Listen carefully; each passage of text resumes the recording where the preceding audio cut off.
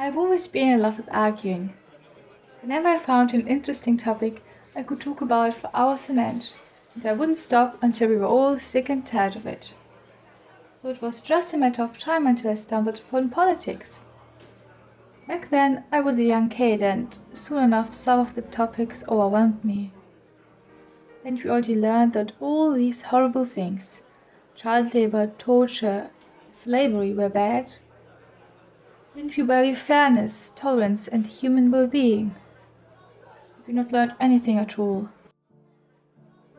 At first, I told everyone that I tried to solve as many of these problems as possible. When I spoke with adults about it, they said, "It's not that easy. You cannot change the world by yourself." I'm sure that's not what they meant, but what I took away was, you cannot change anything for the better. This phrase nested in my mind and grew into a full-fledged worldview. With that, everything turned dark. Because, well, of course there was no way to make anything better. Societies are extremely complex structures. In such systems, even small changes can have drastic and, more importantly, unforeseen consequences. For me, the world turned into a place of chaos. You could never know what impact you'd have down the line. What if, in trying to do good, you'd achieve the exact opposite? I started to look down on activists. They lived in a dream, in a delusion. They wanted to change the world for the better, just because they didn't understand its nature. Interestingly, the more depressing my worldview became, the more superior I felt to them. Even greater than my superiority complex was my sense of helplessness. I felt like I was frozen, not wanting to move in any direction, not wanting to do anything at all. But then questions started to appear. Questions I didn't have good answers for. If nothing could ever change for the better, why did I find so many counterexamples? Why had child mortality decreased so much? Why had life expectancy, on the other hand, risen globally? How could it be that smallpox had been completely wiped out? Was all of it coincidental and could be explained away? Or could it be that I was mistaken? At that point, I was quite comfortable with my despair, and I was not ready to give it up yet. However, as time went by, it bothered me more and more that my gloomy worldview didn't align with what I had learned about the world. I knew that I had been mistaken before, and as I tried to answer these questions, I started to believe that I was mistaken again. Then I had a breakthrough. I learned about the scientific method. It turns out we can find patterns in the chaos. The scientific method gave me hope that many of our current problems could be solved.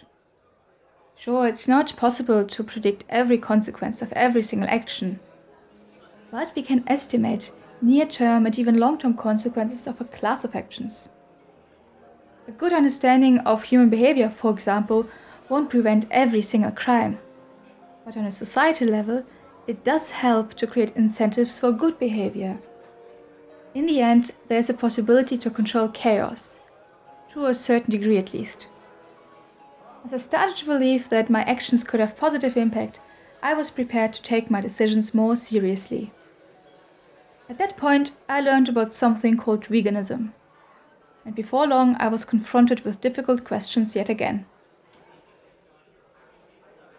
To be honest, it sounded a bit strange at first. And we evolved to be omnivores. Why should we go against that and stop eating animals? The vegans I knew didn't give me much of an explanation, so I ended up dismissing the concept. To me, eating animals was natural and therefore ethically justified. Well, it turns out, not all that is natural is also morally good. Before long, I came across a link between climate change and animal agriculture. Instead of destroying forests to raise beef, for example, we should actually try to restore them. At that point, I gave in. Sure, for the sake of the environment, maybe we should reduce our animal consumption. Later, I read up on health and learned about how unhealthy processed meat could be. For the sake of our health, maybe we should enjoy it in moderation. However, those bits and pieces didn't prompt me to think about the morality of using animals in and of itself. Only when questions appeared that I didn't have good answers for did some gears in my brain begin to turn. Before there could be any dairy products, eggs or bacon, there had to be a sentient being that had to suffer. Could that be justified if we had access to alternatives? Was the short-lived pleasure of eating steak more precious than an animal's life? Was it right to kill animals for their skins and furs in the name of fashion? Was all of this justifiable because we were in some way superior? For instance, was our superior intelligence a good reason to inflict pain on these animals? If so, was I allowed to inflict pain on humans less intelligent than I? And could in turn people who are more intelligent inflict pain and suffering upon me? Perhaps all of this could be explained away.